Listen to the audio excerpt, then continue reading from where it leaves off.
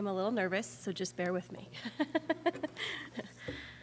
As many of you know, I was fortunate enough this summer to travel to Tanzania, Africa, on my very first Rotary mission trip.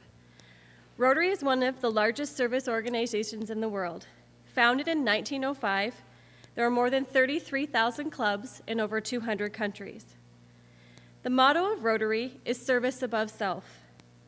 Rotary has made it their mission to provide essential services, to promote integrity and advance world understanding, goodwill, and peace through the fellowship of its diverse members. I have been a Rotarian for 5 years. I joined the Amherstburg Club in 2013 and served as their president for 3 years. This past fall, I transferred my membership here to Harrow. In my Rotary career, I have been very fortunate to work on many successful grant projects and community events. But all the while, I knew I wanted to do something international. Last fall, our then district governor, Rick Herron, was at our club and shared that he was planning a mission trip to Tanzania. Truthfully, I had no idea where Tanzania was. I couldn't point it out on a map. I had no clue where even to look for Tanzania. But it didn't matter because I wanted to go. This was my chance. And before Rick left that night, I told him to count me in. Over the next 10 months, I began to familiarize myself with Africa. I found that Tanzania is on the eastern coast of Africa. It borders with Kenya, Uganda, Rwanda, and the Republic of the Congo. Tanzania is also home to Mount Kilimanjaro, the largest mountain in Africa. Tanzania is also known for its vast wilderness, including the beautiful Serengeti National Park. I was fortunate enough to visit both of these places while I was there. The more I learned about Africa, the more I began to realize I had no clue what I was about to experience. I traveled to Tanzania with many suitcases, a suitcase full of much-needed medical supplies, and another full of Days for Girls packages. These packages provided the supplies I would need on my mission of promoting good health and proper hygiene to young schoolgirls. Besides all the physical baggage I was carrying, I was also carrying a great deal of emotional baggage too. The baggage from a broken marriage, the struggles of rebuilding a new life for myself and my children, and the weight of a heavy heart over the recent loss of my dear friend Barb. As I flew over Mount Kilimanjaro into Tanzania, I made myself a promise. I promised to leave all that emotional baggage unclaimed. This baggage had been weighing down my spirit and my soul for far too long. I asked God to open my heart to all this trip had to offer. I wanted to embrace all I could, praying I could bring hope and relief to the people I would meet. Little did I know all that God had in store for me. I'm so grateful to have this opportunity today to share this incredible and life-changing journey with all of you. So many of you were great supporters of my journey, from generous monetary donations to words of encouragement and heartfelt prayers. I owe each one of you a tremendous amount of gratitude and thanks, and I hope in some small way I've made you proud. I traveled to Africa with 3 other Rotarians and 3 non-Rotarians. We arrived in Tanzania in the evening of Sunday, August 12th, after 36 long hours of traveling. We were greeted at the airport by members of the High Rotary Club of Moshi, Timothy Masawe and Edward Masupichu. These 2 men would be our hosts, our tour guides, our event planners, our translators, and by the end of our 2 weeks, our friends. There wasn't a single thing that these men wouldn't do for us. They worked long hours, planning and organizing our trip prior to our arrival, and they worked endlessly while we were there to ensure we had an amazing experience. The High Rotary Club is only 2 years old. Edward was their charter president. He owns several businesses, one being a very successful safari car company.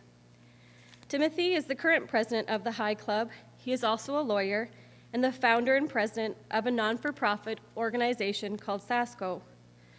SASCO was created to provide educational sponsorship for children in Tanzania with sponsors all around the world. Timothy does this work for SASCO with no financial compensation, meaning 100% of the monies donated go directly to the children. On our first full day in Tanzania, we spent traveling to 3 different schools. visiting several SASCO-sponsored children. One of the first schools we visited was Trinity School, where I met Dennis and Diane, twins that are now sponsored through SASCO. Dennis and Diane recently lost their parents to the AIDS epidemic. They had been taken in by their maternal grandma. Grandma struggled to provide and care for Dennis and Diane. And at the age of 5, Dennis and Diane were found living in the local dump. Through their SASCO sponsorship, they now have a safe place to live. They are provided with 3 healthy meals a day and have a promise of a bright future. Education in Tanzania is a precious gift. Unfortunately, it is not a right. It is not mandatory to send your children to school. Children in remote villages often have to walk several miles to school. I met one girl who made this trip in nothing but her sock feet. It is common in village families for the oldest child not to attend school, especially if this child is a boy. And if this boy is capable of hard physical labor, he is kept home to help provide for his family. Such is the case with a young man I met named Lecton. Lecton was given the opportunity to attend a private school through a SASCO sponsorship. When Timothy approached his parents, his dad was hesitant to let Lecton attend, but eventually gave his blessing, stated that Lecton was too small and too weak to help provide for the family. Lecton is now in the final stages of becoming a doctor. He is a wonderful, outspoken supporter and ambassador for the education of Tanzanian children and for the SASCO Foundation. Majority of children in Tanzania attend public schools. Each child is provided a uniform, a white-collared shirt, and a sweater that bears the colors of the Tanzanian flag, blue, green, and yellow, and navy pants or a navy skirt. Public schools are taught strictly in Swahili, even though at the age of 10, all school children are required to take a mandatory standardized test. This test is written completely in English. Failing the standardized test means the child isn't eligible to continue their education, as if the government is setting up its own children to fail. Private schools, however, are taught both in English and Swahili, helping the chances of the student to continue their education. Several of the schools we visited, both public and private, are lacking the most of basic of essential services. They struggle to provide clean, safe drinking water to their students. One school we visited in particular had a unique system of stockpiling the rainwater. Pipes were set up to collect the rain runoff from the metal roof of the school. There are 2 issues with this. One being that the rainy season doesn't last very long, nor does it provide much water. And second, most importantly, this water is nowhere near clean enough for human consumption. But with little to no resources, this is the water that this school has to provide to its children. At one private Catholic school, Eden Garden, we had the pleasure of meeting and spending time with the headmistress. I was completely amazed by this wonderful woman. She humbly shared all her students had accomplished. They are some of the highest academically performing children in the country. She accredited this success to her students' outstanding work ethic and the remarkable teaching skills of her teachers. It wasn't until we toured the school grounds that the sister informed us her school was not only lacking clean water, but they were lacking adequate washrooms and electricity as well. She had shared that she had approached the Catholic Church for the $10,000 that would be needed to give them access to clean water and hydro. And the church came back and told her to take out a personal loan. I couldn't help but feel defeated for this woman, knowing the need is so great, yet receiving no help. Yet she didn't let her situation hinder her passion for education and providing the most she could for her students. A little over a week into our trip, we ventured southwest from Moshi to Morogoro to visit one of Rotary's extremely successful water projects in the remote village of Kipere. It was a long and eventful 14-hour trip. Once we arrived in Morogoro, we were told the bridge we needed to take to visit the village was in disrepair and our safari car would not be able to make the 30-mile journey. Thankfully, Edward was aware of our situation and had made other arrangements for our transportation. He told us we would be traveling via a picky-picky, in other words, a motorcycle. I climbed on the back of the motorcycle, I prayed, I held on for dear life, and I prayed, Jesus, take the wheel. Once I was able to open my eyes and loosen my incredibly tight grip on the driver, I was able to fully see what was around me. We were riding through the Serengeti as the hot sun was fading on the horizon. It was unlike anything I had ever experienced or could possibly imagine. Each small village we'd pass through, people would come out smiling and waving as we sped by. As we traveled deeper and deeper into the remote outback, the more the living conditions began to deteriorate. We finally arrived in the small village of Kipere. The villagers had been anxiously anticipating our arrival and were so excited to see us. They take great pride in their village and are beyond grateful for all Rotary has helped them to accomplish. The water project that Rotary helped build has been life-changing for the people in the village and has transformed the landscape of the community. This water project is not a well. Before the project was started, 3 different test wells were drilled, and all 3 failed to meet government standards for human consumption, leaving no other option than to build a holding tank system. Rotary worked in partnership with the local villages to build 2 holding tanks. As is the case with most Rotary projects, upon completion, the project is signed over from Rotary to the villagers. They own the rights and responsibility of running and maintaining the tanks. Rotary believes that releasing projects like this to communities is beneficial not only for Rotary, but the villages themselves. Someone is responsible for collecting the money paid to access the clean water and for scheduling to have the tanks maintained and filled. Unfortunately, in some cases, over time, the water projects we participate in become unoperational due to poor management.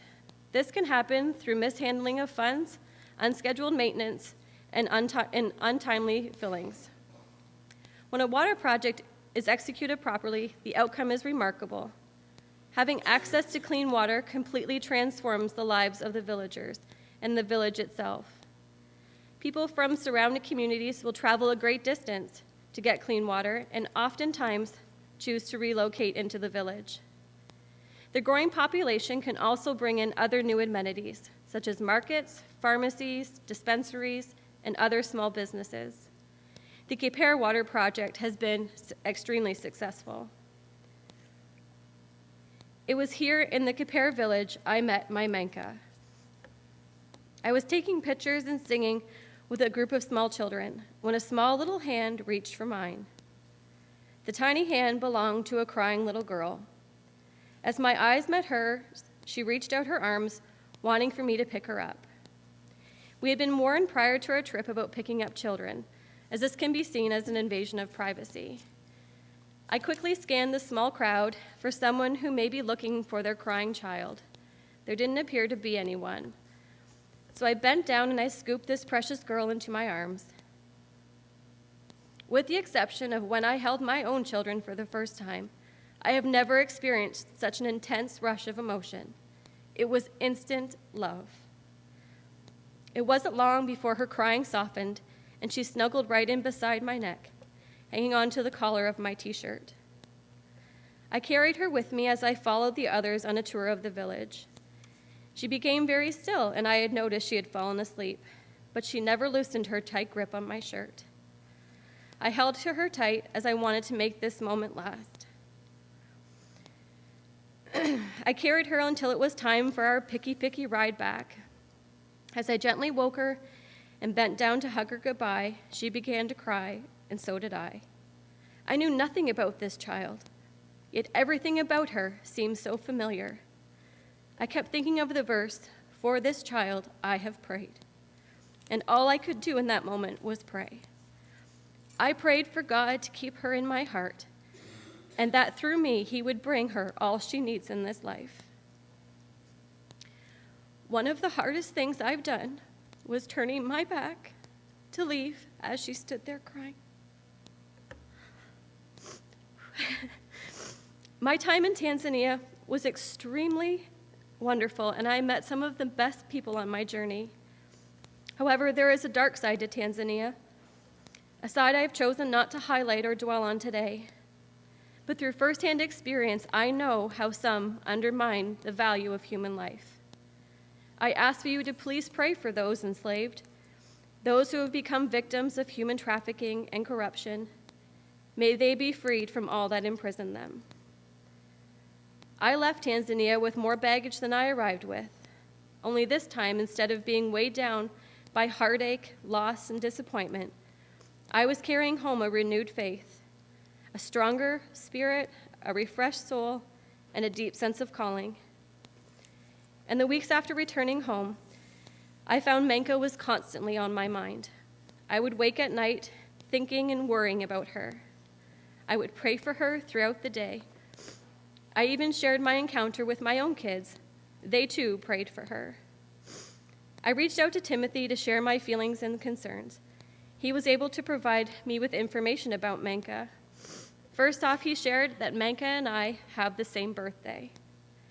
He also shared that she and her 3 sisters were being raised by their grandma.